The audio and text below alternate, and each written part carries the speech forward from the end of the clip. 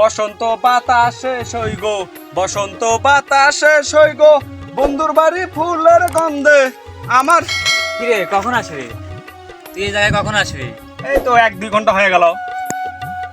বন্ধু তুই এত আগে আসছিস কে? আমি তো তোর 4টার দিকে আসতে বলছিলাম। বন্ধু আচ্ছি, কাজ কাম নাই, বসা বাতাস খাচ্ছি। বন্ধু একটা জিনিস খুব ভালো লাগলো, তোরা আমি আসতে কছি আর তুই আমার আগে এসে বসে আছিস।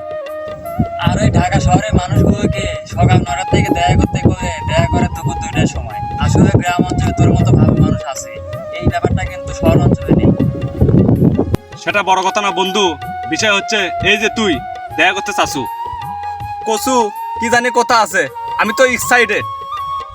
কালকে তুই কর পরে আমি সারা রাত ঘুমাতে পাইনি, রাব্বি জানি কি জানি করতে চাইছে। এখন অন্য কোনো কথা না, তোর ইম্পর্টেন্ট কথাটা কি আমি শুনতে চাই। ইম্পর্টেন্ট কথাটা হচ্ছে কি, আমি ঢাকা শহরে বড় একটা চাকরি করতাম, গ্রামে